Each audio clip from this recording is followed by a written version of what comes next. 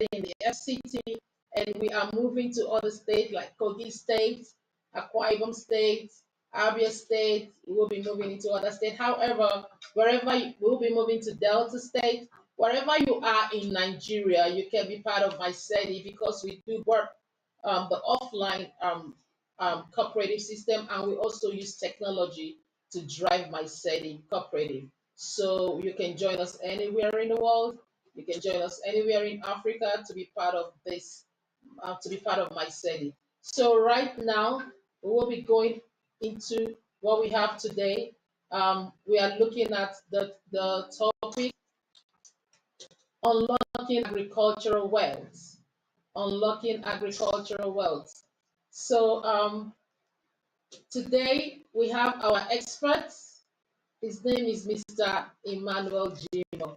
We all have met him last week, and we saw how deep and how sound he is.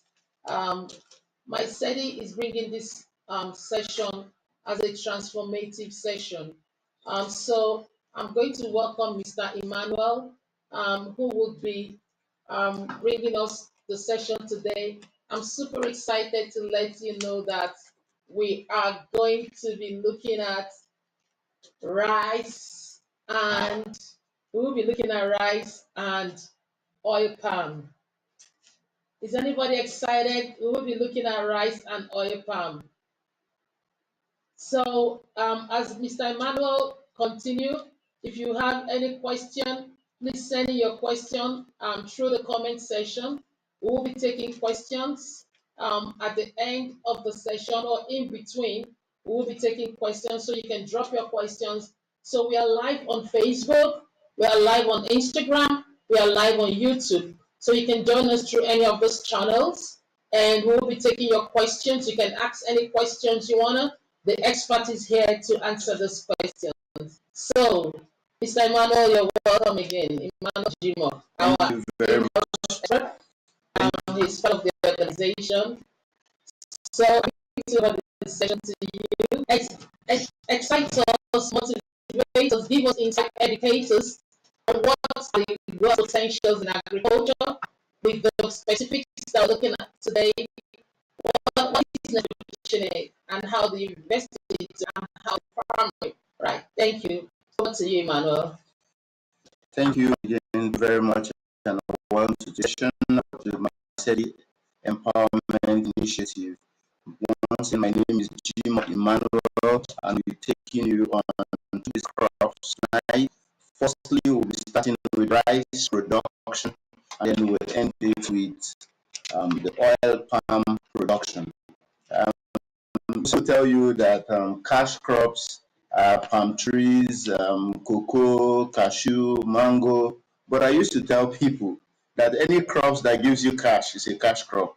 So both the rice is a cash crop, although it grows within a very short time, and that is why we're starting with it as well. So firstly, I'll be starting with the rice production. Now the rice production.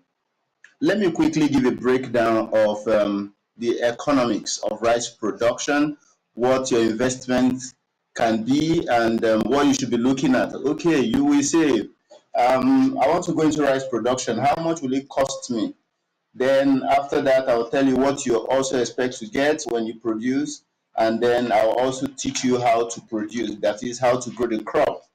And the basic area for coverage, like we usually use, is 1 hectare. And 1 hectare in previous classes, I told us, is 10,000 square meter, and 10,000 square meter is 100 meters by 100 meters. You can also use a standard football pitch as an approximate size of a hectare. That is a hectare of field, okay? Now, what does it cost you to produce 1 hectare of rice? Today class is going to be humorous because to us, we see each of our classes as a family meeting. It's a family thing, you understand? So you can send in your questions, we'll respond to them, and if there is no time, we can still get across the answers to you in due time. Okay, so basically, it can cost you between 0 naira to produce 1 hectare of rice to about 3 million naira. Why 0 naira? 0 naira because, take for instance, you own your land yourself, or you inherited land from your parents, your family, or somebody gave you land, or even government. Land yourself, or you inherited land from your parents, your family, or somebody gave you land, or even government. Now, once you have that land, you will be able once you have that land, and then you also have seed yourself, and probably you have family members to provide you with labor, you have rice seed for yourself, and then you can also send in your birds like your duck fowl, your local fowl, to help you pick insects, and then family labor like children also go to scare away birds, rodents, at different phases of the rice production, and then you also harvest using family labor.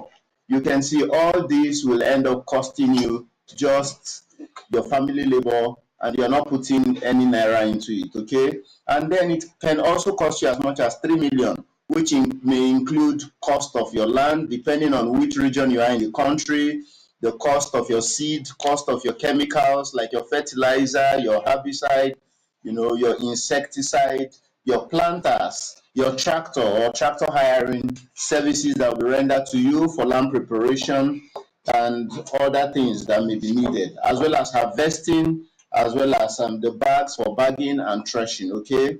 So it will cost you approximately, say, 3 million. And this may even increase if you're going to start it for the first time, and then you have to also invest in irrigation facility if need be. Okay, then when you produce this 1 hectare of rice, what do we expect? It all depends on the variety, number one, the variety of rice you're using, the agricultural practice you use, and then some other factors. These factors are also going to affect the yield, the outcome. For example, we have two places to produce rice: lowland and upland rice. From the lowland rice, our expected yield is usually between 4 to 6 ton, and the upland rice is from 6 ton upward. Record of 10 ton, 11 tons are available. Such varieties are actually available in Nigeria, which we'll talk to you when we get to the rice production session properly. Okay, so let's take our first assumption that you produce 4 tons per hectare. 4 tons simply means 4,000 kilograms of rice per hectare. If that is your yield for an upland rice, we say between 3 to 6 tons. Let's say 4 tons per hectare. Okay, so if you have 4 ton per hectare, please, whenever we have classes like this, I would like you to have your calculators by your side, because they are usually practical classes, so that you can puncture your calculator by yourself, and then we can get figures together. Okay, so let's say you have 4 ton. 4 ton, we say, is 4,000 kilogram, so you can press 4,000 kilogram, 4,000. Now, let's also assume that the price of 1 kilogram of rice paddy is 1,000 naira, just 1,000 naira. I'll explain that to you. 1,000 naira. You will discover that you are going to get a revenue of 4 million naira. And then, if you have 6 ton harvested, you'll be getting a revenue of 6 million naira. If it is 8 ton you harvest, you'll be getting 8 million. If it is 10 ton, you'll be getting 10 million naira from 1 hectare. Now, why are we using 1,000 naira? We are using 1,000 naira because it's a range. The rice can go between 500 naira per kilogram to as much as 1,000 naira per kilogram, and even more, depending on market forces, demand and supply, season, availability. All these are factors that affect the market prices. Okay, so we have used 1,000. So you can see we have used 1,000 naira as an average price that you can sell your produce. Okay, so warehousing is another thing that can help you. You can warehouse during harvest, and when the produce is scarce, you can start selling. Okay, so that is that. Now, this is the cost of selling your rice as paddy. After harvesting, you're not producing, you just sell. But if you are going to process it, you will make more money. Why? Like I always say, that Processing is the most important component of agribusiness because it has the capacity, the capability to drastically transform your produce from one form to another, adding enormous value, okay, premium value to your produce. For example, when you harvest your paddy rice, no human can eat paddy. When you put it in your mouth, it's very, very irritating. But when this rice is processed, you know, and then it is cooked by the women, restaurant, and other places by our chefs, and you taste it, you can begin to swing your head, in pleasure and excitement, okay? So that's what value can do.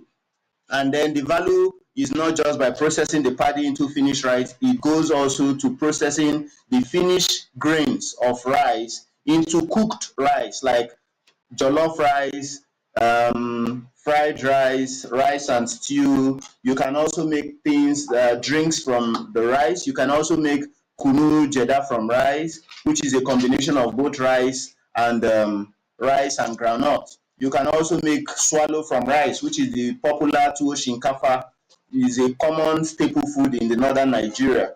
Okay, so these are numerous food delicacies that you can get from rice. Now, what are the challenges that you can face? Okay, let me also talk about export for rice.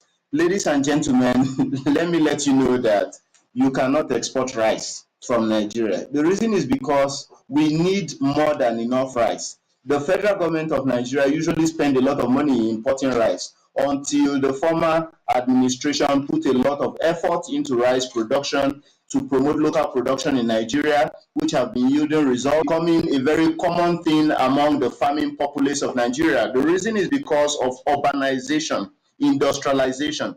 The reason why this is happening is, you see, the land available for farmers to farm are no longer more rats. They include the normal rats, they include birds, they include even humans, goats, cattle, sheep, and every other pest that can attack rice. Okay, then we also have issues with insecurity, and that is why we usually advise that wherever you are going to have your farm, please make sure it is a secured environment so that you don't lose your investment. Okay, then we also have some of the challenges for rice production. Investors ignorance here, let me just simply explain it this way. For example, if you are sick, you go to the hospital to meet a medical doctor, a professional one.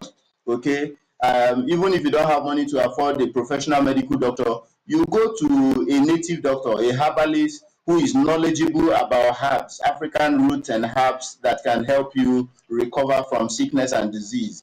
Now, why is it that when people want to farm, everybody feel they are farmer? So do not be ignorant of the importance of an agri expert. You need to consult an expert. It is very, very important so that whenever you're going astray, such an expert can put you through.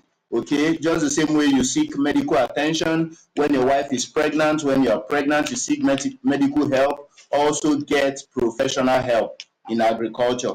It is the surest way for your investment not to go astray, all things being equal. Okay, so let's go get down to the cultural practice of agriculture proper. How do you produce your rice? How do you produce your rice? The first consideration in rice production is your site selection. Site here simply means the land where you want to farm. How do you select such land? Now, there are two areas that you can farm rice, the lowland rice and the upland rice. Some of the factors you need to lowland, when we talk about lowland include edges of flooded fadama, that is inland valleys, irrigation schemes where water is available for between 4.5 months to 5 months. And then we have upland, rainfall of over 700, areas that have rainfall of over 700 millimeter per annum.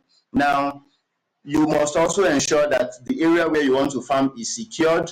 Also ensure that the land is a very fertile land that can retain water, that have high water retention capacity to hold water for your rice, because rice is a water hungry crop. It's a lover of water.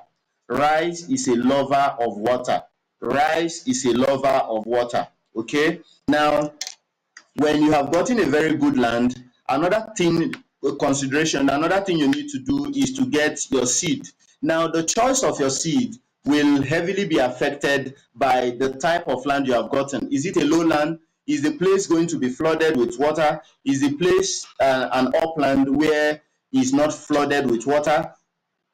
Any of this land you have that is secured and fertile, rice seed varieties are available for you to plant. Common varieties in Nigeria include the Faro 44, which have a yield of a potential yield of about 7 tons per hectare, and it matures within 95 to 110 days.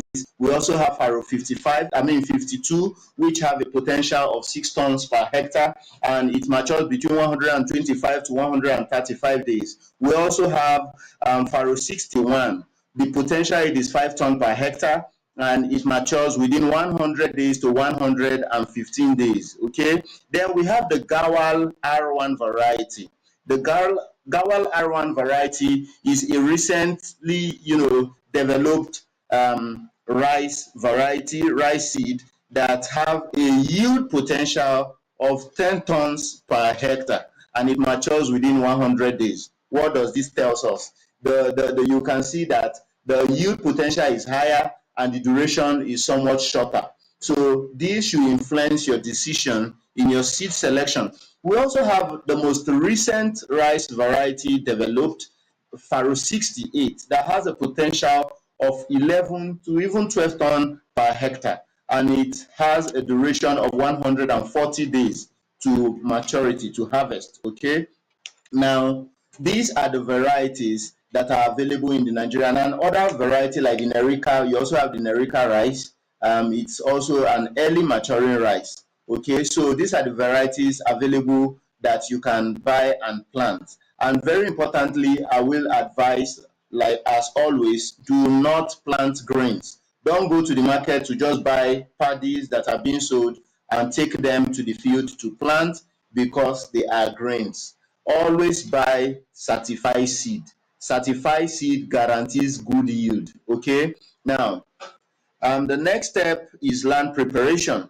There are 3 methods to prepare your land. Number 1, for rice production, we have the zero tillage system or the zero system. Number 2, we have the manual tillage system. And number 3, we have the mechanical system. And you can also have a combination of 2 of the above mentioned method of preparing your land. Okay, so for the zero system simply means you have a fertile land free from storms, free from trees, free from stones, and you don't want to start disturbing the soil, maybe because the soil is very loose. So what you want to do is just to plant your rice on the field. Yes, your rice can do well, okay, especially if you are advised to do so.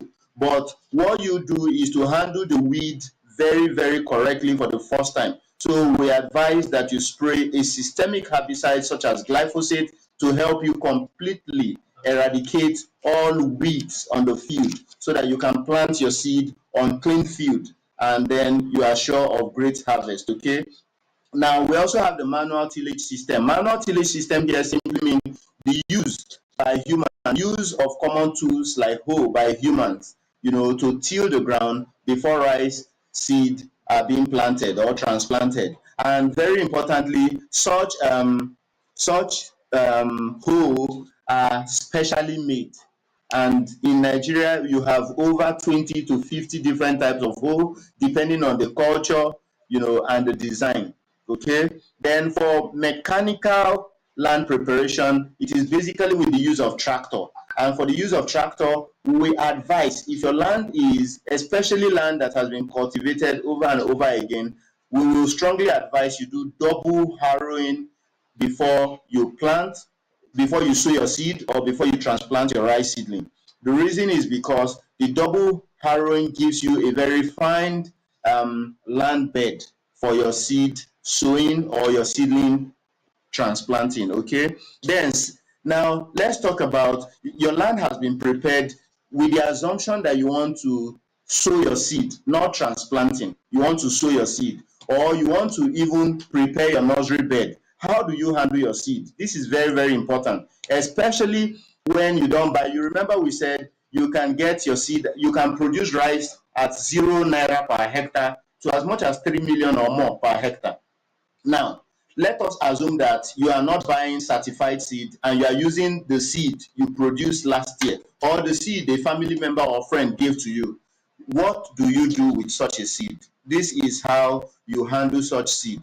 Number one, you will first of all do what we call seed sorting. How do you sort seed? You want to remove field grain, healthy grains from unfilled grain, that is chaff. What you do is you simply soak your water in salt solution. That is, you mix water into your salt.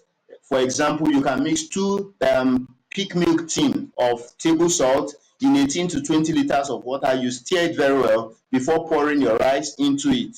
When you pour your rice, you pour it above half the level of that container where the water is, and then you leave it for between 2 to 5 minutes. You will discover, you stir properly.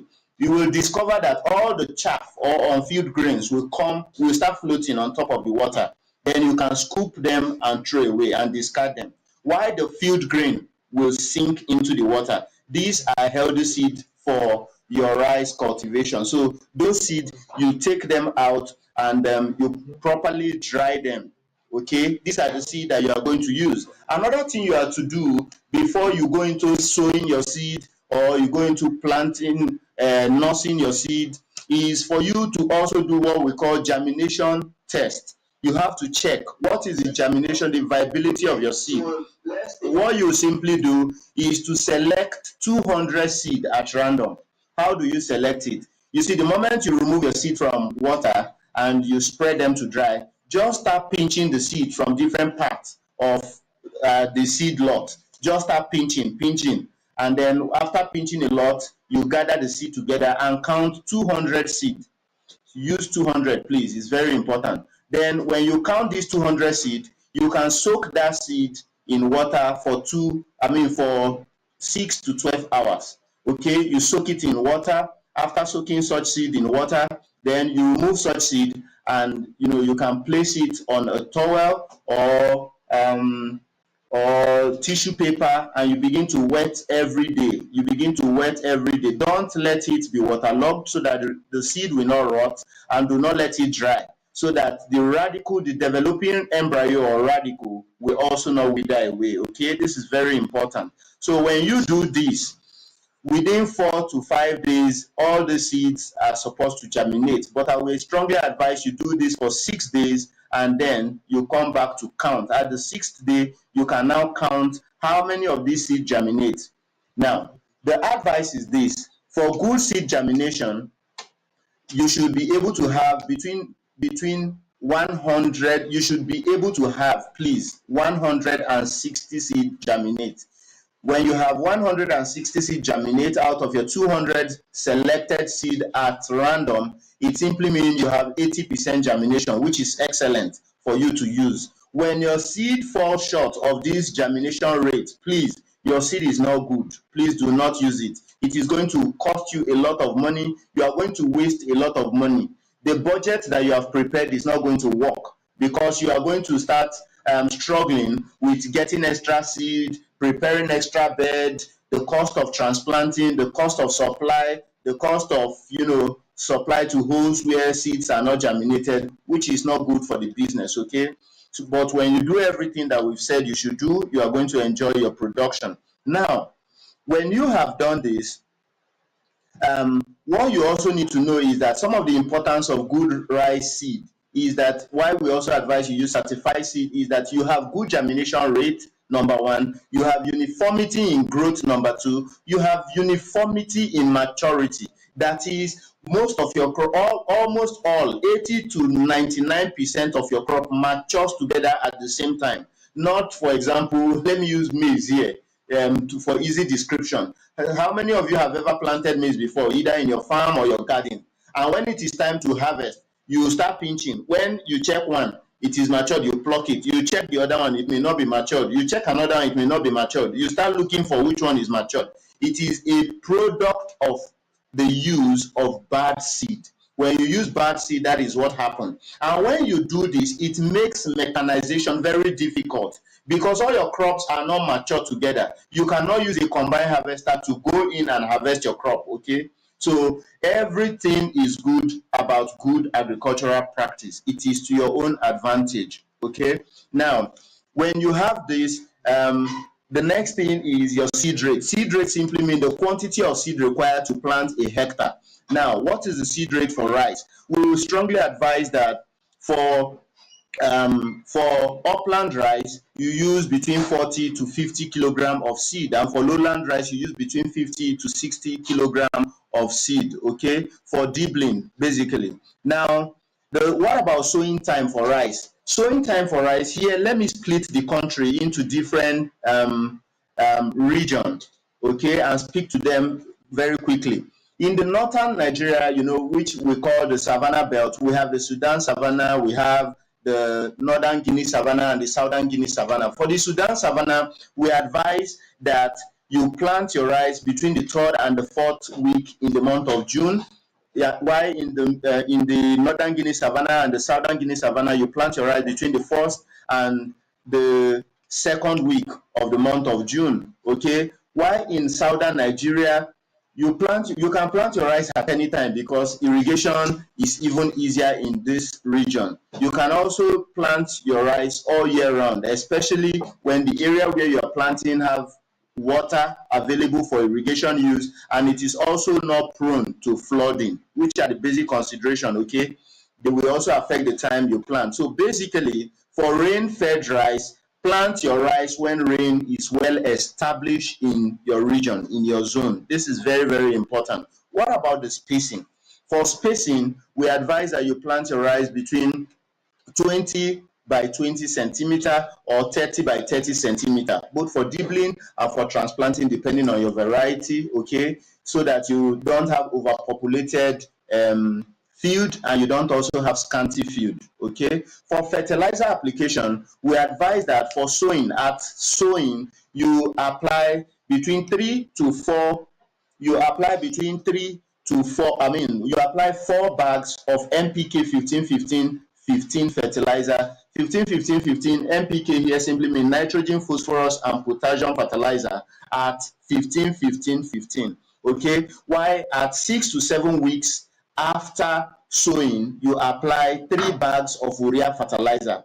When you do this, what is the advantage of fertilizer application? It helps you to have most of your grains to be completely filled grains.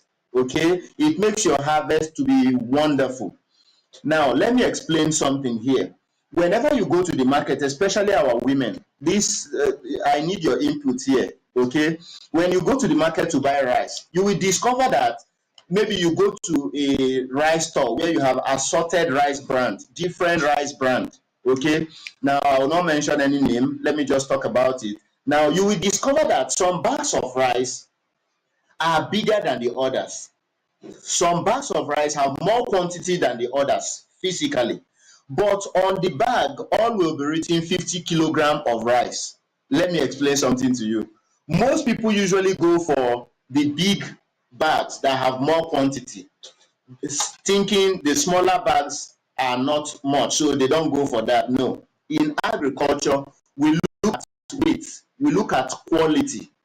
It is not just about the size, it is about the quality. Now, 50 kg is the standard for rice packaging in Nigeria. You see the rice that is smaller in quantity but is 50 kg, correct 50 kg. When you put it on the scale, it gives you 50 kg. These are rice that are well produced on the field, and therefore the dry matter uptake of that rice was very high, and therefore the rice have much weight. So little quantity gives you lots of weight, while the ones that does not have much weight, okay, will give you more volume of the rice in your big bag. But if you want to know that the rice with the smaller quantity in the bag, that is exactly 50 kg as the bigger one, is good rice, measure a cup of it, measure a cup from both bags and cook. You will discover that that smaller rice bag that is still 50 kg correct will swell very well. Okay, the quality is good. It is the production that was very, very rich. Okay, now another thing after fertilizer application we'll talk about, and different method of fertilizer application. For example, if you are doing mechanical planting with the use of rice planter, You can also calibrate the fertilizer applicator in the rice planter to apply your fertilizer, okay, on the field. While if you are doing manual application, you can also do spot application, you can do broadcasting, because the interval for rice planting is not much. Then for weed control, we advise you can also do manual weed control, you can also use herbicide. For manual control, you can do hand pulling or hand picking of weed, and you can also do whole weeding. While for use of herbicide, you can do two regime of herbicide control. For fields that the land were well prepared, or even for zero system that you use glyphosate to control weed, you are not going to have much issue with weed in your rice field, because the rice have the ability, if you've been doing most of the things we spoke about, you will discover that your rice will expand very fast. The canopy will expand and tend to, mask weed from taking over your field. Also, most of the hybrid rice seed available in the Nigerian market have the ability to favorably to compete with weeds on the field. We also use water to control weed, especially for irrigated rice, flooding, basin method, most especially, when you flood the place and the weeds are down for some days, the weeds will rotting away. So you can also use water, to control weed. Now for pest and disease, most of the pests in the rice field, they include borer, armyworms, striga, termites, birds. These are some of the pests of rice. For local, you can use chemical to control this pest. You can also use manual method to control them by the use of scarecrow. Hunters can be on the field hunting. You can also use biological control, like your dogs can enter the field, but it is usually not advisable because of the manner in which they move in the field. Okay, you can also make fence around your field to control such pests like rodent, like rats, like grass cutter or cane rat. Okay, so that is other things you can do. Now when you do most of these things, you will discover that your rice field will be beautiful. And for depending on the variety you plant, we said your rice can be harvested between 3 to 5 months. But how do you know your rice is matured? You will discover that your grains will start turning from, either to it will start turning from its normal green color to brown or yellowish color. The moment your rice start turning and they are well filled grains, and you break them and see pure white rice inside, or to dull brown grains inside, also depending on the variety, you know that your rice is matured for harvesting. Okay, now this also happens between 30 to 40 days after you must have after the flowering of your rice. Your rice gets matured between 30 to 40 days after flowering. Okay, now there are two methods to harvest. You can harvest manually with the use of rice sickle. Okay, you use rice sickle to cut, and then you arrange. Please cut between 15 to 20 centimeter above the ground level, especially for lowland rice, so that you can arrange your rice on themselves, especially on that remaining stand of the rice left, so that water will not spoil the harvested rice. Okay, now after harvesting, you leave for some days, you assemble into your trampoline or into whatever, or your threshing parlor, and then you can thresh. While for mechanical harvesting, we make use of combined harvest. Combined harvester have the capacity to move into your field in one move. It cuts the rice, it threshes the rice. Some combined harvester can even bag the rice for you, or some will go and, let me use a common language, will vomit the rice from its tank into a place where you can then bag it. It all depends on the type of rice harvester that you get. Okay, now please, after harvesting, we strongly advise that you dry your harvested paddy to a moisture content of between 12 to 14%. When you do this, your rice paddy will not go bad. Most farmers usually lose their rice because when they harvest, their rice are usually not well dried, and therefore the rice go bad in storage. Some form mold, some start germinating, So please dry to a moisture content of between 12 and 14%. This is very, very important. Now for your rice storage, you can store your rice in your warehouse. You can store them like in villages. Most farmers pick one of their rooms and store the rice. Some store it in their parlor, depending on the volume of rice they have. Some make shade for it, and whatever method you have available to you, please use for your rice storage. We also advise that you can use zero fly bags to store. You can also apply force toxin into your rice bag to prevent insect like the rice weevil from attacking your rice in storage. You can also make sure that wherever you are storing your rice should be rat proof, so that rodents don't go in there and destroy your harvested product. Now, for your rice yield, like I said earlier, you can get between 6 to 11 ton per hectare, depending on the variety and the agronomic practice. And let me also say this very importantly, you can also get zero yield. Zero can be caused by one, insecurity, bad agricultural practices, and the rest of them. So this is very, very important. Okay. Thank you very much. I think this will be the end of rice processing so that we can move to the other crop. Now, from this point, you can go into processing too, where you process your rice. You can sell as paddy, you can also process it. There are also manual method of processing, there are mechanical method of processing. The mechanical method takes everything. When you feed your rice in, it parboils it. Even for the manual processing, it is the same method. It's just that the technology are both different. Okay, it includes parboiling your rice, then you dry your rice gently or slowly. After drying your rice, and then you mill the rice. After milling the rice, for industrial processing or mechanical processing, after milling the rice, other things are done that gives you the quality rice you see. They include the stoning. It's with the use of a machine that helps to remove the stone inside the rice. Then we also have what we call color sorter that helps to pick, colored rice, black rice, brown rice, red rice, green rice, dirty rice from your rice. Then we also have polisher that helps you to polish, that gives you the beautiful, shining, white diamond looking rice that most people in Nigeria likes to eat. Thank you very much. This is the end of the rice session. So we'll be moving now to the other one. Thank you, Manuel. Thank you very much. I want to see if there are any questions. I want to see if there are any. I want to see if there are any questions online. Are there any questions online for rice? Are there any questions online? Let me go to Facebook. Let's go to our Facebook page and see if we have any questions online. Okay, let me check the Instagram page and see if we have any questions. All right, so I have a question on YouTube from Mr. Fidelis Onu. Mr. Fidelis Onu, we want to warmly welcome you. Mr. Fidelis is the D of the Delta State NASIMA, the Delta State Chamber of Commerce, Agriculture and Mines and Agriculture. He is the DG of DASIMA. You're warmly welcome to the session.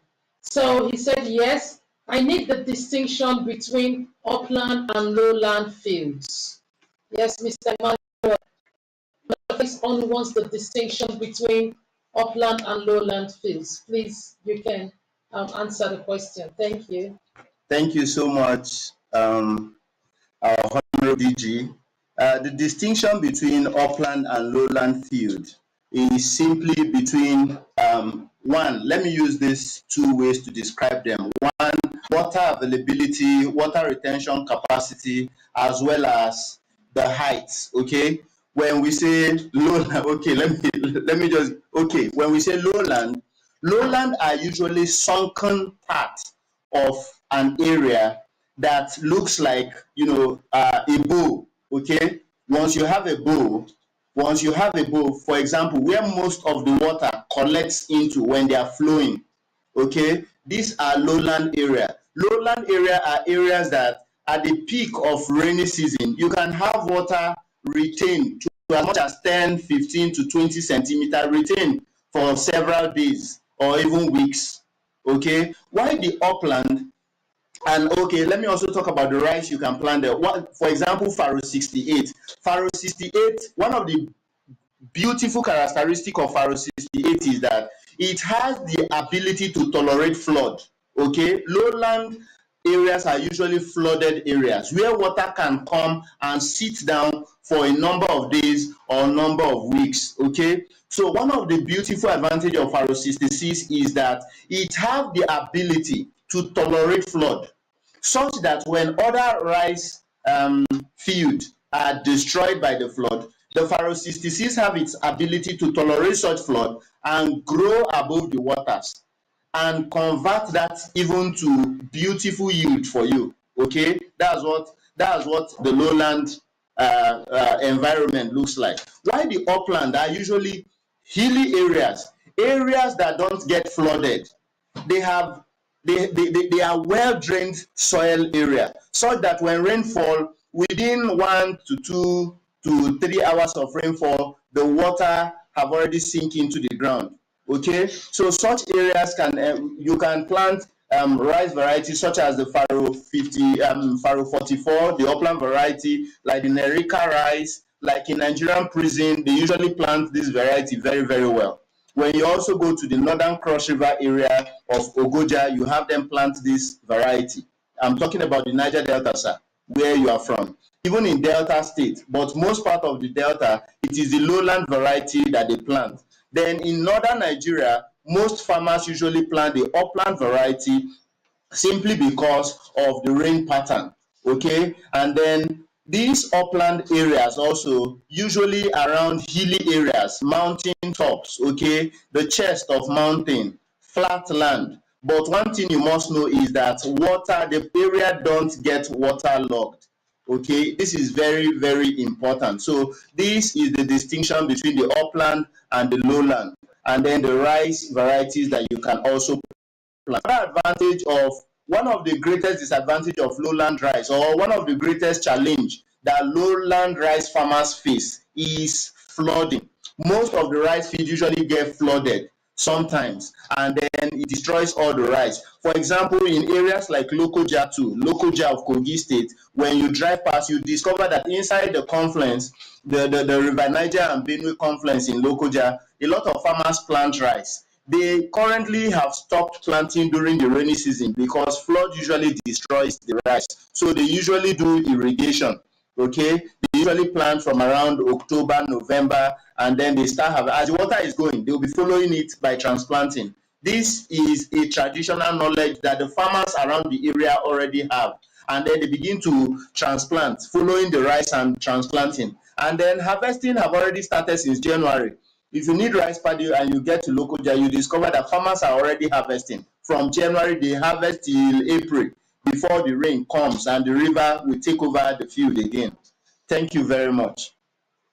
Thank you so much, Mr. Emmanuel. Thank you, ma'am. I'm sure Mr. Fidelis is okay with that answer.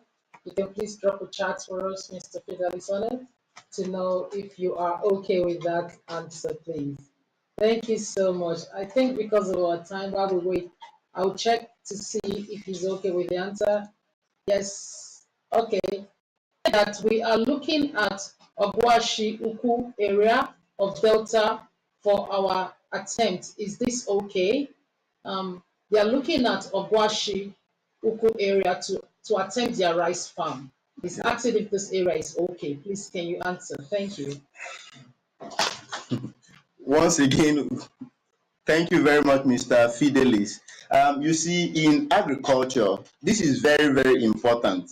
You see, agricultural practice, like I said earlier, investors ignorant that I spoke about, and the need for professional inputs, and I made mention a comparison between when you are sick or your wife is pregnant, you take them to see a medical doctor, a gynecologist, you go to the hospital. And when you also want to do agricultural investment, please consult an expert. Yes, I will say at this point, I've been to most states of Nigeria, like your Delta state. I've been to our farm in Abraka, even last year. Okay, I've been to Delta state. I've done some farming in Delta state as well as tractor service provision. But very importantly, I will advise that we come look at your land. If it is okay by you, you can discuss with the Misedi leadership. We can come look at your land and advise you appropriately. But one thing I can tell you is that rice will be excellent in Delta State. See, let me say this, very importantly. The ignorance of agricultural practice in southern Nigeria is that the southern part of Nigeria is blessed, so blessed that can produce a lot of things. But people just have this belief that they may not do well. I've met some people who told me, this thing can't grow here. It can only grow in the north. The north is for farming. The south is for oil. Okay, this is not true. A lot of crops, including tomato, pepper, cassava, rice, apple, these things can grow down south. Okay, yam, these things can grow down south. So please, if you don't mind, you can invite the Misedi team to come look at your land and advise you appropriately the variety to plant and how you should be able to even manage it, even as well as even measuring what is the size of your land to give you professional advice on how to go about it. Thank you very much, sir. Thank you very much, Emmanuel, for that response. I have another question from Hajia. Hajia Smile, you're welcome. You're welcome. She's one of our Misedi women doing great things in business.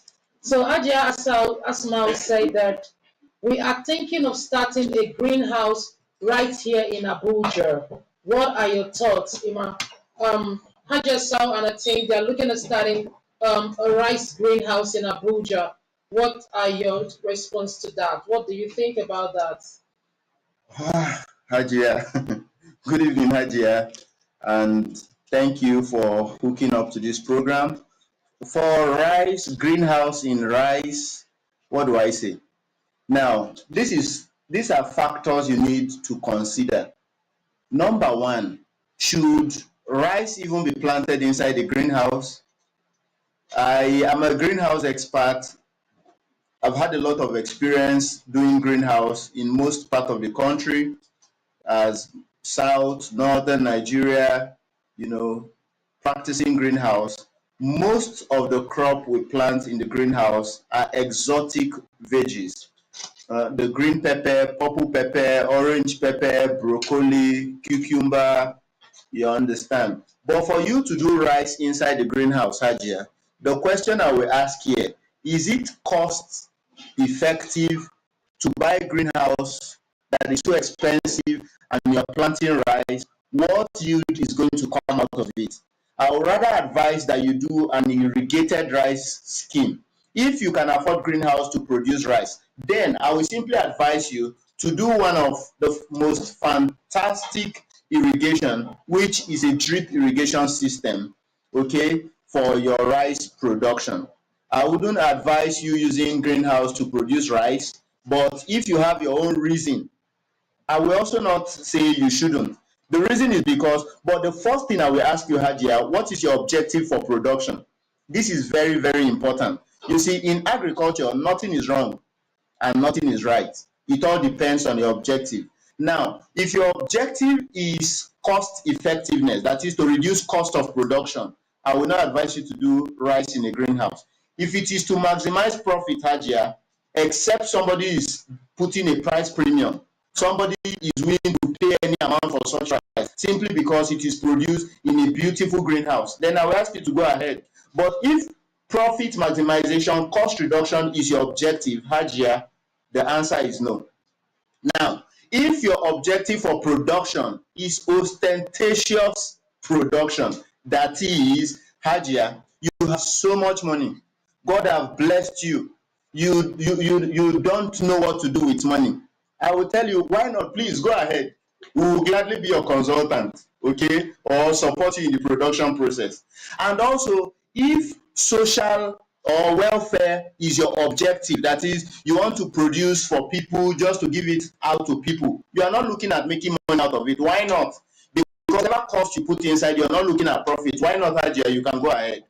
Okay, But Emmanuel, I think Hadia's question is that I think she joined in late, so she didn't know we're talking about rice. okay, She thought we are talking about crops generally. okay, So she now responded to say that the greenhouse she was looking up is for vegetables. excellent, Vegetables. excellent. So yes, we are Adia. Okay, so Adia just asked the question: Are we only talking rice farming today? Yes, Hajar, we are talking about rice farming and oil palm today. So what we do is that we take two crops so that we can deep dive, like our in-house expert Emmanuel is really deep diving, as he's really deep diving into um, he's really deep diving into rice and into everything about rice. And you can ask your question, interact. So because if we do so many crops, we won't be able to make a lot of impact. All right. So yes, Emmanuel is looking at. We are looking at my day today. We are looking at rice production. We are looking at rice production. So yes, do you want to talk briefly on that, Emmanuel, to her question? So the answer is vegetable, exotic vegetables are better. It's best to greenhouse with exotic vegetables in Nigeria. All right, because I know we talk about the green technology, and we looked at the climates where the green technology is best suited for different kind of thing. You might want to use 1 minute to just talk to our participants today about that, so then we move into oil palm if there are no other questions. Thank you. Okay, thank you, Hadia. I was only dealing with your question, even if I don't know you joined late. I think I've actually answered you. But other things you can also do. Doing greenhouse in Abuja, yes, it is excellent. You make a lot of money. It is very profitable. I can assure you that. You can also consult the Misedi leadership so that we can maybe consult for you or come look at your field and advise you appropriately. But greenhouse in Abuja does excellently well. We have done a lot of greenhouses in Abuja, even as far as Abaji, Kuje, where you have the hotter weather and then they still thrived. But this is also very important that you look at the varieties that you will plant so that you don't lose your investment. And then the greenhouse design too, the greenhouse design. Your greenhouse design must be such that is multi-weather, adaptable. A greenhouse that when the heat is too much, you can reduce the heat inside the greenhouse. And when the weather is too cold, which I don't think so for Nigeria, you can also reduce it. And also very importantly, you don't allow the rainwater beating your crop, because most of these greenhouse exotic crop do not like that. Okay. So thank you very much, Hajia. You can also consult the greenhouse, the Misedi leadership, so that we can come look at your field and give you detailed advice. Thank you very much. Thank you so much. Thank you. All right. Thank you. That's beautiful. So thank you very much. I want to welcome Mr. Ehumu Opera Hiwa. Mr. Ehumu, if I twisted your name, please forgive me. I want to welcome you. He said greenhouse in Abuja. Yes, another person said I'm in. All right, that's beautiful. I have Mr. Ehumu here. I have Mr. Joshua. I saw Mr. Joshua online. I want to thank everyone that has joined us for this session today. These are great entrepreneurs that are part of this session today. So thank you, Emmanuel. You're doing a great job. The audience are engaging. So Mr. Ihumu said, what about greenhouse?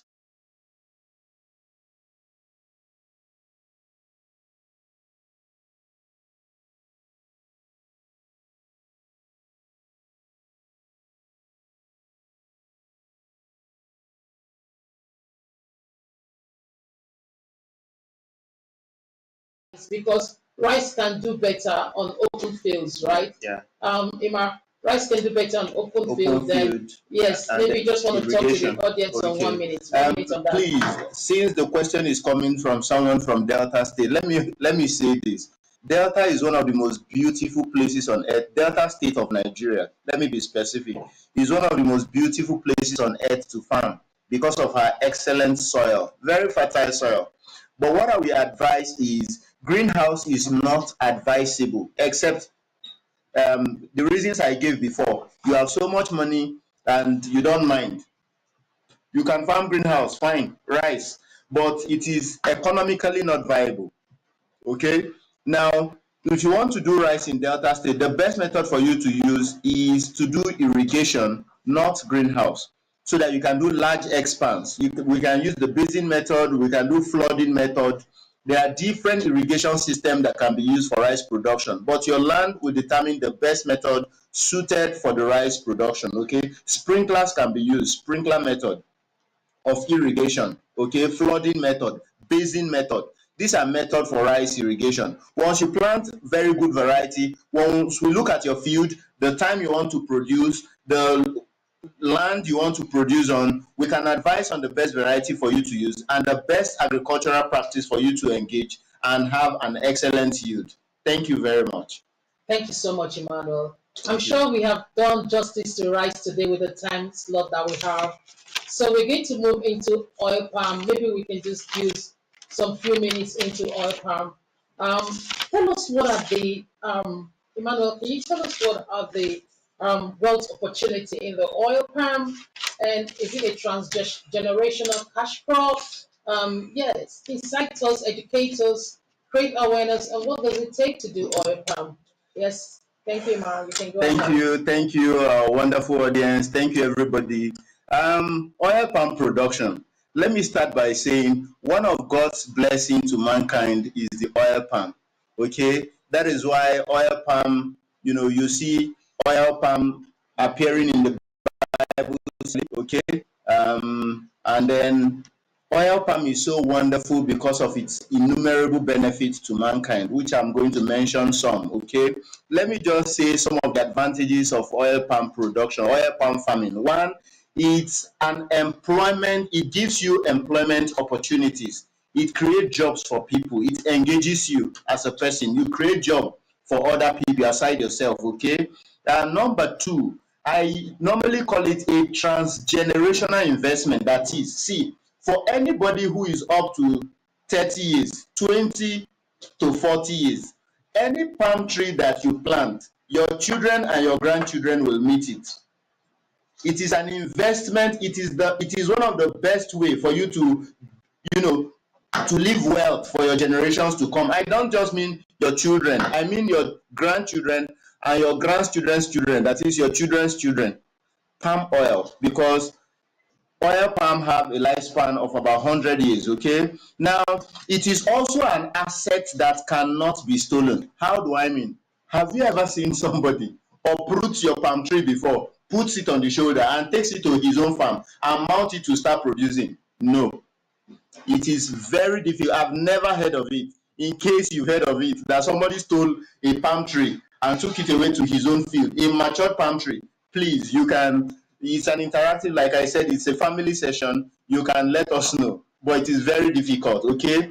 Another thing is that it is oil palm provide food for both human and animal. Okay, food for human and animals. You can see how beautiful the oil palm is. Now, oil palm farming is done to get oil palm produce. Some of these produce, I have listed over 18 things you can get from oil palm tree.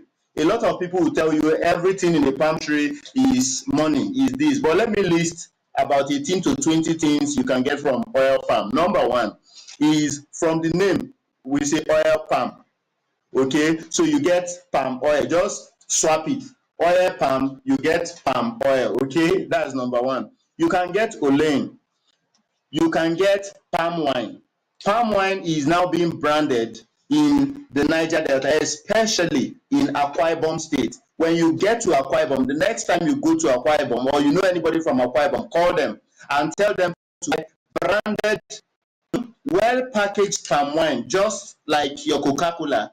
Well packaged. Tell them to get it and send it for you. You can keep it in your house for up to 6 months. It will never go bad. That is how far the palm wine industry has gone. Okay. Now you can also get palm kernel nuts from palm oil, from palm tree, from palm product, from as a palm produce. You can also get palm kernel oil. You can also get palm kernel shell. Other things you can get include brooms from the palm. You can also get baskets. Okay, you can also get cages for birds like parrots. In our villages, they usually make cages that they keep our local chicken inside, and duck fowl. Okay, and guinea fowl. You can also get fishing net. In most villages, like in the Niger Delta, they produce, even down to the north central, they produce fishing gear, fishing nets from the palm. Okay, you can also get rope, like most palm wine tappers and most of the palm tree people who climbs it to prune or harvest, they produce rope from it with which they climb the palm tree. Okay, now you can also get fuel, that is firewood, from the palm when you prune. Okay, and the leaves too. You can also get, that is for cooking. You can also get herbs from the palm.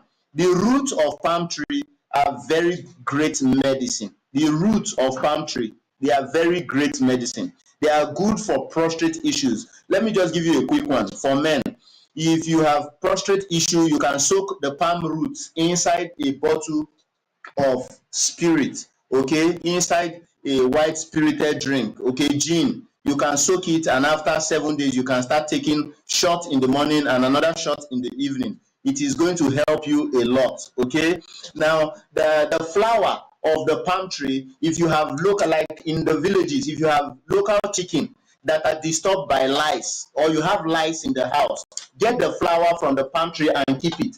It is going to attract all the lice in your house, such that you will pick that flower at the end of the day and set it on fire and destroy all the lice. Okay, you can give that a trial. It is very, very good. Okay, very effective. Now, other uses include erosion control. You can plant palm tree along canals, erosion area, so that it can help as a setback to prevent the water, the surging water, from destroying the environment. You can also use palm tree to create shades. Okay, for example, some gardens, palm trees are planted to provide shade that people can stay under. You can also do picnic there. Okay, you can also use palm trees for decoration. I think some masks sef are even designed in the form of some network masks like Glow. I think usually use the palm tree design to build some of their masks. Okay, so you can also use it as decoration to design your house, to design beautiful places. Even the Nigerian Aso Villa have palm tree inside. The Abuja streets, palm trees are used for decorating the streets in Abuja. Okay, you can also use palm tree to create boundaries. For example, you buy land and you don't want argument over what boundary and what boundary tomorrow, especially when you die. Everybody is going to die, of course, so that your children don't start dragging amongst themselves or between themselves and the neighbors when you are not there. So you can use palm tree to build boundaries. Okay, you can also use that we call that physical presence. You can, there are also spiritual uses of palm tree. Okay, let me explain quickly. In villages, in our villages, one of the things they do with palm tree is they cut the front and tie it, okay, as a sign to tell people to stay away from certain land. Especially when people clear land, they put that as a sign to tell you to stay away. Okay, and also during some spiritual procession in a lot of villages in Nigeria, the traditional people will put the palm front their mouth, way around their hand, etc. And palm front sometime to indicate certain things. Then very importantly, Christian, during Easter, palm leaves are cut and used to make the cross during Easter. So you can see palm tree is so important. Okay, now let us give you some economics of the oil palm production. Very importantly, if you produce well, states like in Nigeria, about 28 states in Nigeria can produce the oil palm. All number one include all Niger Delta states, including Delta, Bayelsa, Rivers, Cross River, Akwa Ibom. They are all oil producing states. All the southwestern states, Lagos State, Ogun State, Ekiti State, Osun State, Ondo State, all produce oil palm. Now, the middle belt states include Kogi State, Niger State, the FCT, Abuja, Benue State can all produce oil palm. Okay, and then you go to the northeast, which include Taraba, Adamawa, can produce the oil palm. About 28 states in Nigeria, oil palm can do well. Now, when oil palm are well produced, when you produce properly, you can get a yield of 9 to 13 tons per hectare, okay, after 3 to 8 years of planting, of establishing your field. You can get a yield of 9 to 13 tons, okay. Now, there is what we call oil extraction rate. That is the quantity of oil that you, of palm oil that you get, the quantity of palm oil that you get from your palm produce, okay, when you process it. It is usually at 25%, but in Akwa Ibom it can be more because of the abundance of rainfall. Akwa Ibom, Delta, Edo, it can be more. The Uronigbe areas of Edo, the Abraka, the Sapele areas, the Port Harcourt area, abundance of rainfall. For example, this year, the rains have started in Delta State already. Okay, I was in Delta State last week and rain fell. The very day I arrived, rain fell. So you see, the produce there is going to be wonderful. Things being equal, if you do that properly, that we're going to talk about. Now, if it is 25%, let us do something very quickly. I told you, whenever we are having any class, please keep your calculator by your side. There is what we call there is a conversion formula that we use, okay, converting kilogram of palm oil to liters. Now, for palm oil, we usually say the palm oil, the density of palm oil is 0.9 kilogram per liter. That is, every 1 liter of palm oil is approximately 0.9 kilogram. Some literature will tell you 0.92 kilogram, okay, but I prefer using the 0.9 kilogram. Now, that is the density of palm oil. Now, the volume of palm oil is equal to the mass of the palm oil, which is in kilogram, divided by the density of palm oil. And we say the density of palm oil is kilogram per liter, okay, and which we say it is 0.9,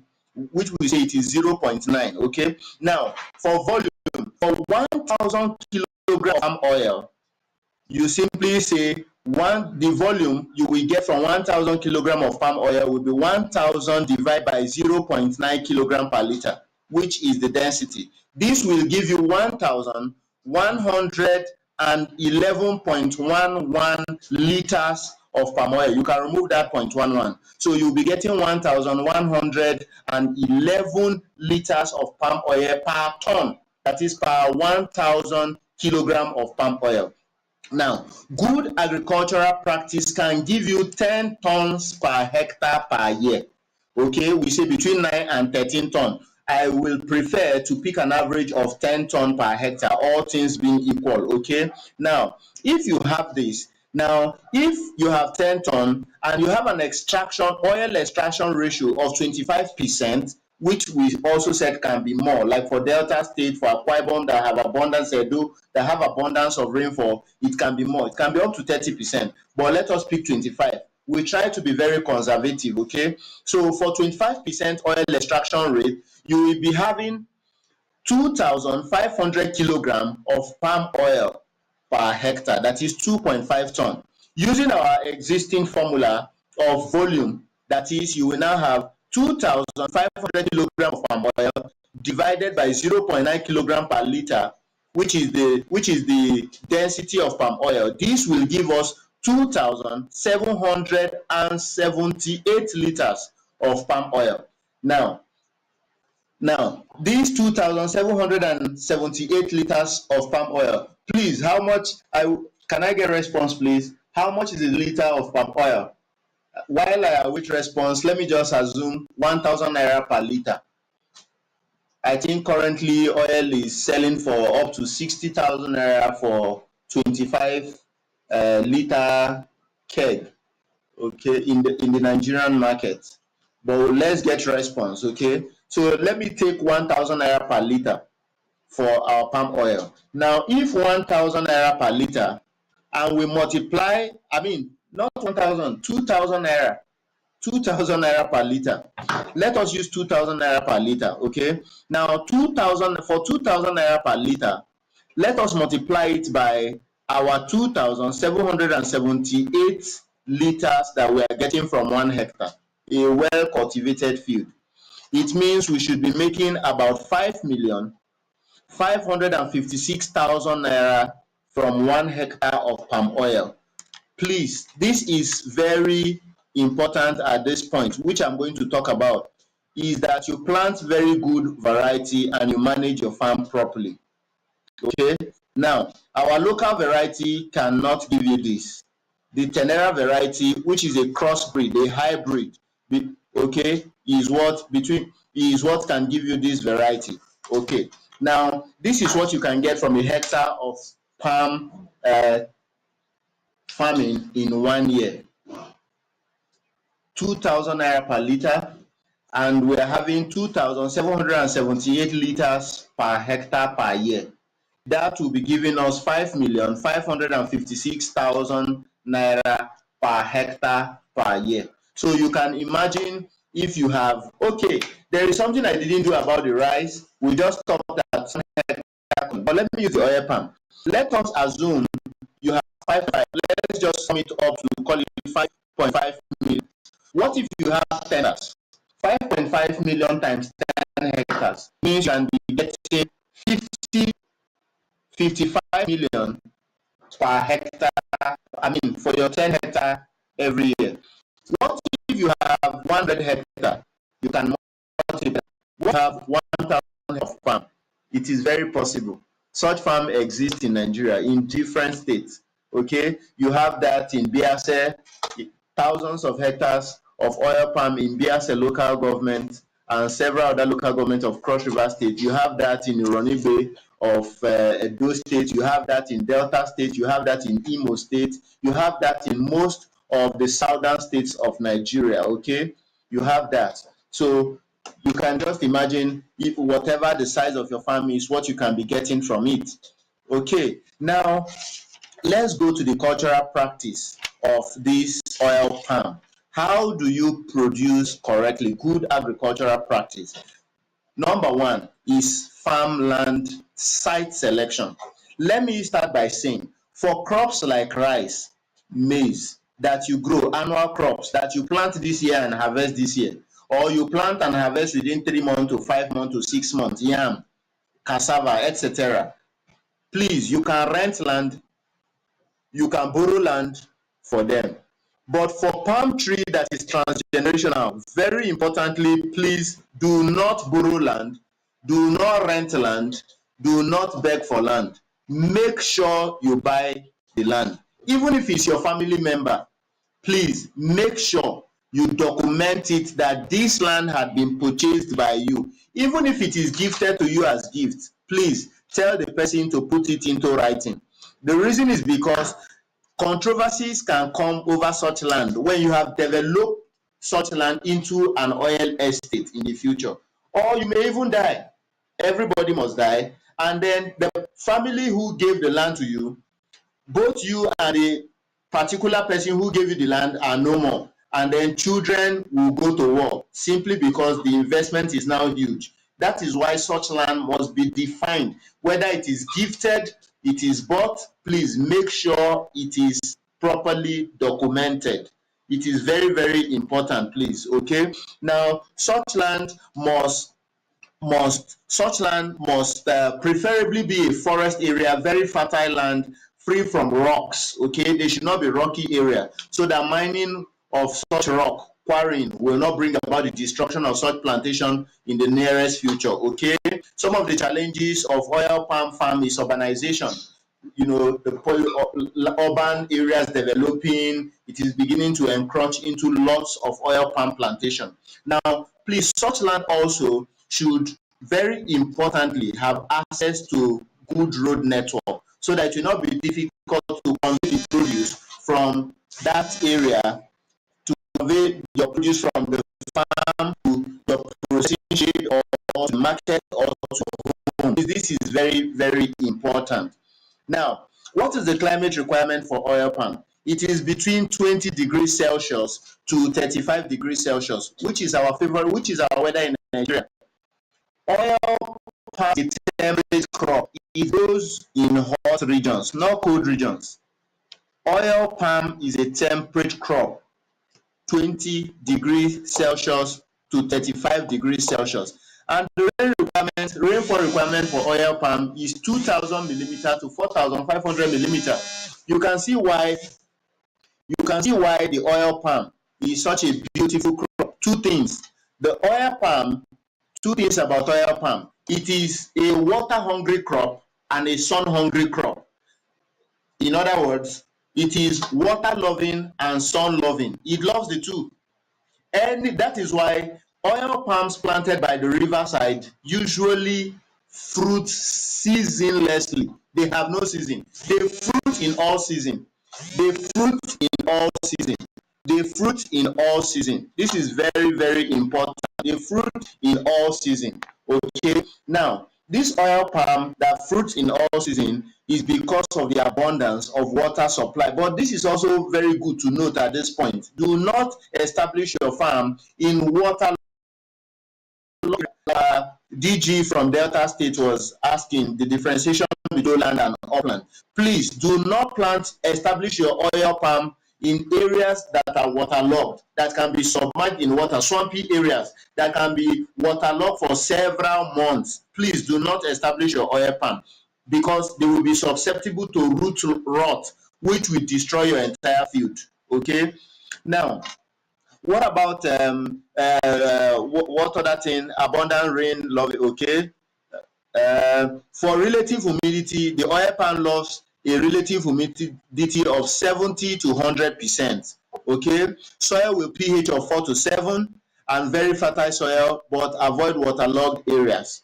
Okay, this is very important. Please to avoid root rot. And therefore, if your land is acidic, you can apply limestone or dolomite or agri-lime to amend it so that it can be suitable for your crop because it loves a pH of between 4 to 7. Now, soil preparation. For soil preparation, there are different methods to use to prepare your land. For the Niger Delta region, now this is also why the cost, I think I did mention the cost of producing an oil palm. I only spoke about what can come out of it. What is the cost of producing oil palm? It can cost you from 0 naira to 4 million, depending on for somebody in Kogi State or FCT Abuja or Taraba State or Benue State that wants to farm oil palm, or Niger State or Kwara State in the northern part of Kwara where it has the savanna climate. Okay, the cost of clearing the land is very little. Some of this land don't even have trees on them. Okay, now you can see it will not cost much to clear per hectare. 3 million per hectare. Yes. Now, if you inherited land from your parents, it means you're not paying anything for the land. If you also have good seedlings, maybe from your neighbor or from one of the trees standing in your compound, and you pick seed from there to propagate, it's not costing you any money to do seed. If you say, okay, I'm retired, I'm going into retirement, why don't I do this thing as a way to keep yourself busy, to exercise your waist, to keep your spirit, soul, and body together? Just imagine as an elderly person, retired, and you put your earphone, or you don't like earphone, you hang your music box, and you just keep nodding your head with your boots, and then you are doing your nursery by yourself, you are planting by yourself. You can imagine the beauty. If you're going, okay? Now, it can cost you 0 naira. So you can plant at 0 naira to millions of naira, depending on the area where you are farming and the available resources available to you. Because there are two costs, like I said in previous classes. There is also some costs and costs. Some costs are that you already have this asset, you have this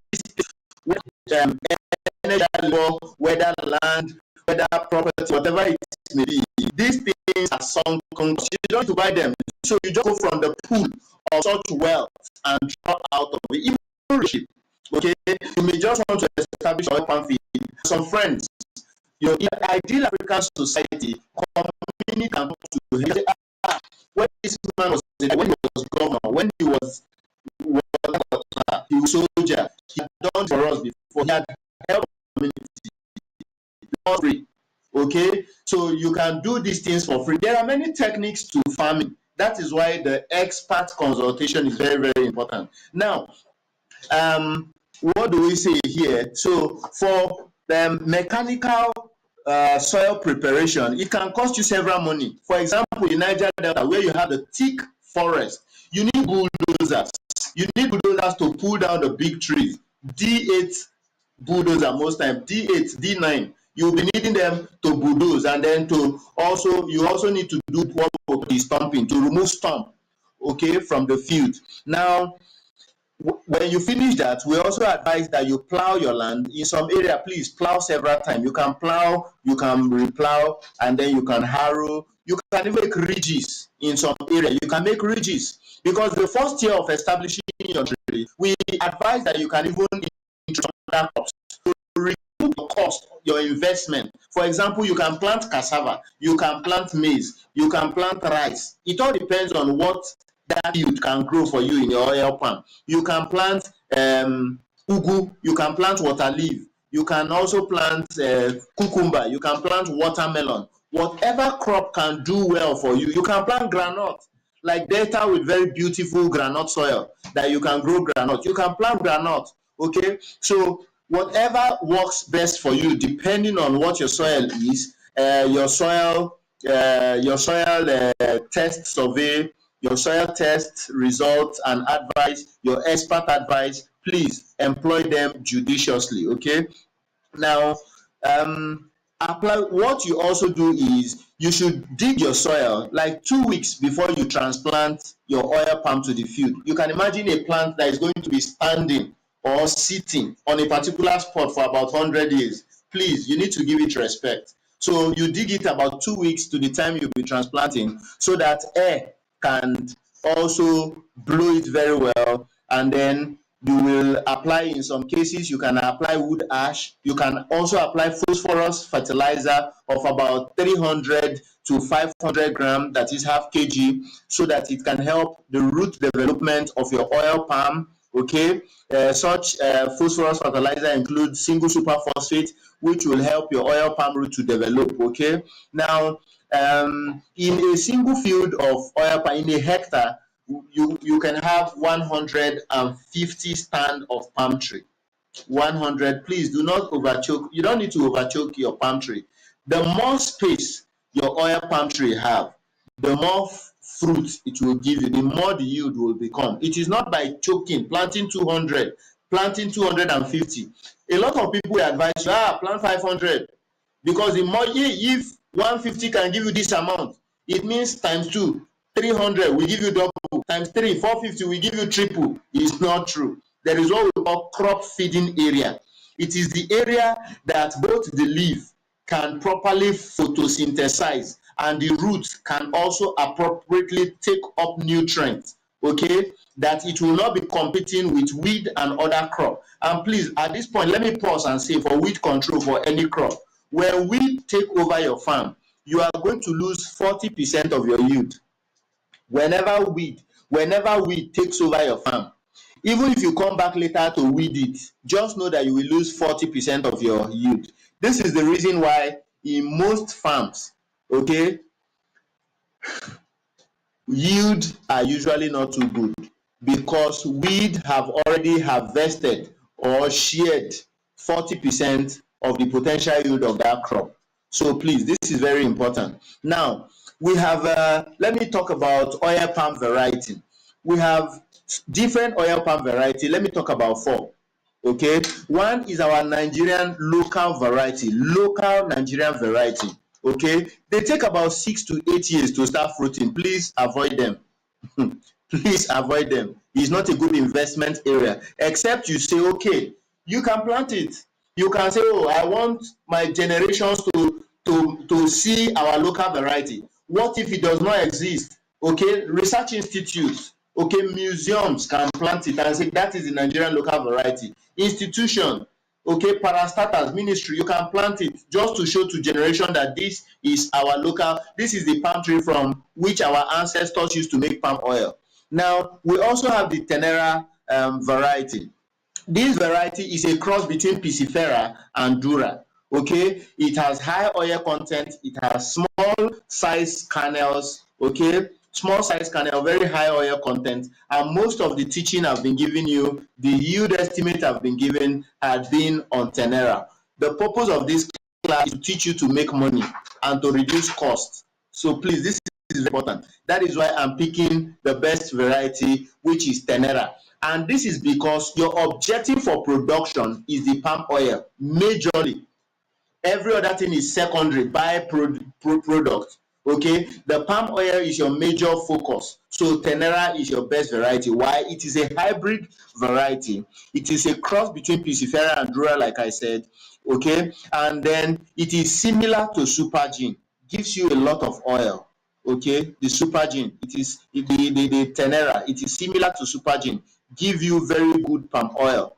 Now, what about the next variety is Piscifera. Piscifera have very thick kernel. It has very little oil in it. Okay, very little. The yield is far lesser in terms of palm oil yield, far lesser than the Tenera. It is usually not cultivated in Nigeria. You may just have selected few stands in this country. We also have the Dura. The Dura variety is a shellless variety. That is, it has no shell. Okay, everything is just the palm fruit, the banga, that when you crush, it is palm oil that is coming out of it. It is also not too cultivated in Nigeria. Okay, so let me quickly say something about Piscifera. If palm kernel oil and palm kernel shell is your objective, please, Piscifera is best for you. If only palm oil, you are not interested in palm kernel, you are not interested in palm kernel oil is your objective, Dura is best for you. Why, if you don't mind a combination of these things but more of palm oil, brothers and sisters, Misedi family, the Tenera variety is your best and surest bet. Okay, now what are the equipment that you need in your palm oil plantation? Now, for those doing very little palm, you can use just cutlasses and hoe and shovel to produce your palm kernel and axe for harvesting. Okay, and let me also say this: in northern Nigeria, see, I was in Niger Republic in 2024, and let me tell you something: oil palm grows in Niger Republic. You can imagine how far it is above Nigeria, how far up there, Sahel Savannah, and oil palm is growing. This tells you that these plants can grow even in Sokoto, can grow in Zamfara, it can grow in Yobe, it can grow in Jawa, it can grow in Borno. So it is ignorance that makes us assume the capacity and the capability of our God-blessed environment or nation called Nigeria. We can grow virtually anything. At this point, I want to leave the common belief that some states can grow palm, some cannot grow. Like I said, it's growing in Niger Republic. The management is what makes it gives you good yield. And let me say this: for these northern states, any irrigation area or any stream, around stream areas, you can just plant to the left and right hand side of the stream, of any stream, and your palm oil will do very well. Like I quoted earlier, the Bible says, you will be like a palm tree planted by the riverside, like a palm tree planted by the river. Let me not use river, like a palm tree planted by the water side, because river, what is it? What makes a river? River is water.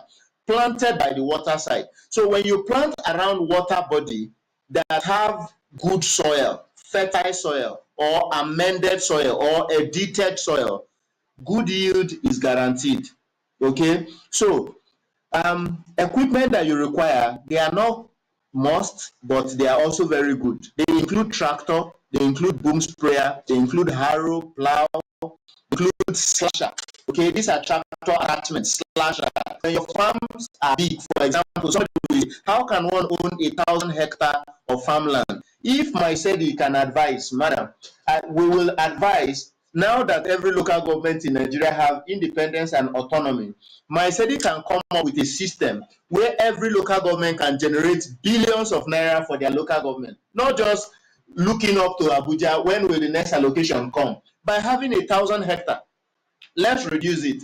because not all local government are so big or so blessed with land. Let's reduce it to 500 hectares of oil palm field, okay, which we can work out. You can call the Misedi leadership and team for discussion, okay. Every local government, let's have 100, 500, 1,000 hectare of oil palm. Let's have 500, 1,000 hectare, 10,000 hectare of cocoa, okay, these economic crops. And you can see, you will, when the alert from Abuja will come, it will just be like mosquito bite, because you have an economic power from your agricultural investment that is like cobra bite compared to mosquito. What will you do with mosquito bite?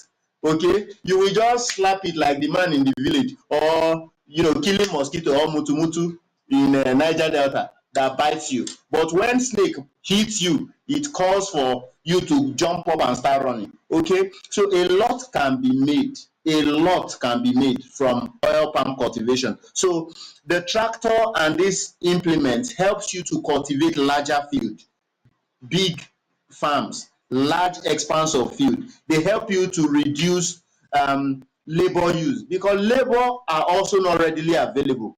A lot of youth are not interested in farming. A lot of youth are not interested. The reason is because farming have been presented as the occupation of the poor, the downtrodden, except in recent time that people are beginning to look at money dey there.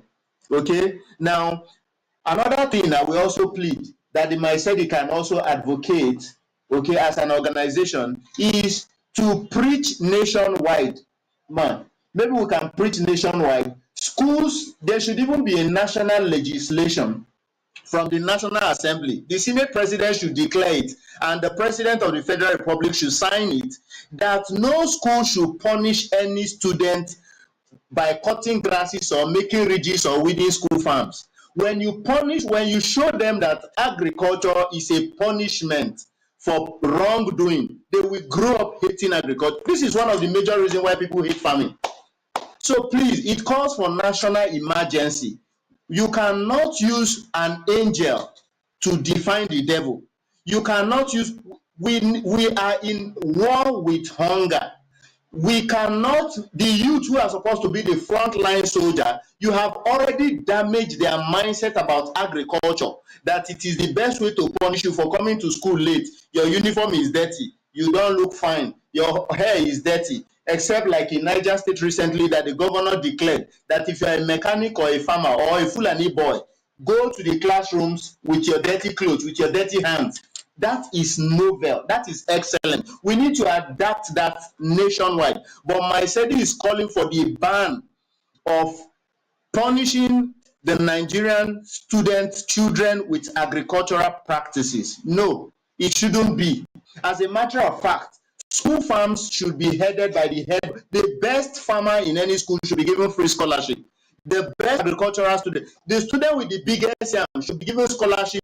That child will see nothing else but how to graduate and start farming yam. They will see, this crop made me get free scholarship, I must keep farming yam.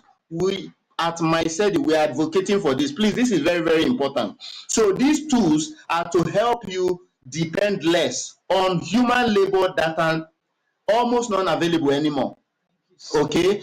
Now, very, very importantly as well, we will also say that other tools include power tiller, cutlasses, hoe, earth auger for digging, motorized sprayer, oil palm harvester, okay, that are used for harvesting. Thank you so much. Thank you. Oh, wow. Mr. Emmanuel, he's such a passionate agriculturist. Thank you very much. Thank you so much for our time. We have exceeded a bit of our time, so we have to end the session. But before we go, Mr. Emmanuel, Mr. Fidelis Eno asked a question. Moreover, he said that they are, Mr. Fidelis Eno is the DG of DASIMA, that's Delta State Chamber of Commerce. So he talked about that they want to plant 50 hectares of rice, but he just dropped that comment. However, he asked the question to say, we haven't talked about mitigating against post-harvest losses for both of these crops and mitigating against post-harvest losses for both of those crops. So I don't know if we can treat that in 1 minute, or do you want to take that time. Can you respond to that in 1 minute? Okay. How do we mitigate against post-harvest losses for rice? Okay. And then for the oil palm, if you have the time, but you can start with rice. Okay. So that I'll just talk little about them, and please, you can also reach out to the Misedi team for in-depth feedback. Okay. Now for rice, one of the major reasons why we have a lot of post-harvest losses are due to the fact. See, very importantly, let me give you even personal experiences. Number one, the lack of or inadequate labor in Nigeria today is really affecting such losses. Okay, one of the ways to mitigate it is to engage mechanization. This is very, very important. About 6 years ago, I think in 2018, a 1,500 hectare of rice field was cultivated in Benue State, and you know what happened? Nothing was taken out of it. The entire field was lost post-harvest, even during harvest and post-harvest, because in the process of harvesting, all the harvested ones were lost, and then fire came to raise all the unharvested ones as well. But a combined harvester would have helped. You can imagine having a 1,500 hectare and you are using human being and sickles to cut. Do you understand? They will get tired. These are human beings. There was a time we also cultivated a 100 hectare of sesame, reedy, Beneseed. Workers cut within 3 days and they all ran away. There was a time we did only 500 only 200 hectares of rice. Do you know what happened? The workers harvested rice for 2 days. The third day, from the bush, they all walked into the forest and disappeared. Why? They were tired. Human being can no longer face such. And let me tell you, when your yields are very good, your hands will be paining you. So please, very importantly, during harvest, mechanization is very important. The use of machine, combined harvester, in one move, it cuts the rice, it threshes the rice, some can even bag it for you. Very importantly, proper infrastructure, good infrastructure, warehousing. Sir, I will advise you in particular for this your novel idea of agriculture cultivation. Please, you need to build a warehouse. For commercial farming, usually when I go to big farms, even there was a 20,000 hectare farm we once established. You know, the first thing we did, sir, was to clear an area, build labor line, that is where human workers will live, create a football field to make it a good environment for them to stay. The next thing was warehouse we started building. The reason is because if you don't have a warehouse, weather can come and destroy your entire food. Another way that another way to lose a lot of your crops post-harvest losses for rice that people don't know is because they don't dry properly. For example, in Cross River State, Ogoja particularly, Abi local government, Yako, you see, what is it called, Yala, when they produce rice, and even in Delta State, when they produce rice, because of the weather, this rice have some moisture inside, and when they lose this rice to infection, they begin to form mold, they begin to decay in storage. So we also the employment of technology. For example, to try content, like we said, there are 14 which will help the rice up properly. Okay. Now, it is which technology. This is very important.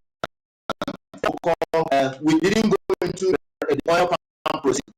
There are now machines. That can be fabricated. We can fabricate machine for you that will help you to even strip your oil palm, from the bunch, to strip the fruits from the bunch.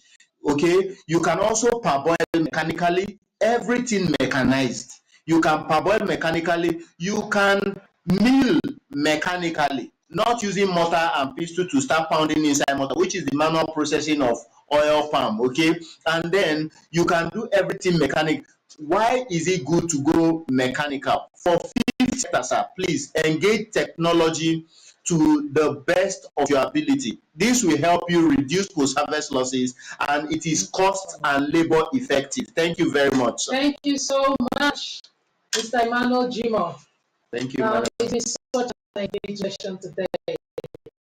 All acknowledgements of Master He was the Deputy Chief of Party for Skill. Thank you so much, Madam. And she said that those students should be encouraged to go into farming and not discourage them by making farming a form of punishment in schools. So she supported that advocacy. Thank you very much, Madam Bosse, the former Deputy Chief of Party for Skill. Also, we have on our Instagram page, we have Madam Stella George. She is the convener of the Women in Entrepreneurship and Professionals. Madam Stella George. Madam Stella, welcome. Thank you for being with us on the live session. We also had Ambassador Ajayi Deborah. She came live on the session with us. She is the convener of CEO Connect. These are very big serial entrepreneurs. Thank you so very much. We have also Gift Help Mat, Madam Busaya Sajimi. Thank you so much. And we just had the president of the Nigerian Women in Agricultural Business joining us now. We're just rounding up now. So we have talked deep dive into rice. We talked about the economics of rice. We talked about the profitability of rice. And we talked about some good agronomic practices of rice. I want to welcome Madam Grace Titi Fredson. She is the president of the only Women in Agriculture National Cooperative Society. I am a member and I am the National Technical Advisor. Welcome, Madam Grace Titi, to this session. We had Taye Lolu also joined us. Taye Lolu, thank you for following us on our social media handle. So we have had a very engaging time today. We have seen how oil palm is a transgenerational cash crop. It can span over 100 years. And we have seen that for you to go into commercial agriculture, you must do nothing less than 5 hectares. We saw the profitability matrix on oil palm, and 1 hectare can give you about 5.5 million naira, putting all other variables into place, considering the seed variety that is used. We had such very impactful and engaging session today. We had a lot of questions asked and a lot of questions answered. So I want to thank everyone joining us today. I especially want to thank our experts for joining us today. If I've not recognized you on the platform, please bear with us. I have Ibrahim, Adaize Ibrahim on Facebook. She engaged us on Facebook today. I'm just looking at those people that have engaged us today on Facebook. Thank you so much, everyone. It's been an engaging session for us. I want to thank the DG of DIMA. I want to thank the former Skill Deputy Chief of Party. And I want to thank Convener of Wedding, Madam Stella George. And most importantly, the president of the Nigerian Women in Agricultural Business National Cooperative Society Limited, Madam Grace Titi Fredson. Thank you, everyone. We will be coming next week on live. We'll have another live session 7 p.m. next week. Next week, we'll be letting you know in the couple of weeks what session. This live training is focused on agriculture and entrepreneurship generally. The different of entrepreneurship. Someone will be doing a live SME. You don't want to miss that. We bring experts and we get issues concerning your business, and we provide solutions to your business and strategy. Thank you so much, everyone. A very, very pleasant weekend, wrapping up, and a very beautiful week ahead. Thank you.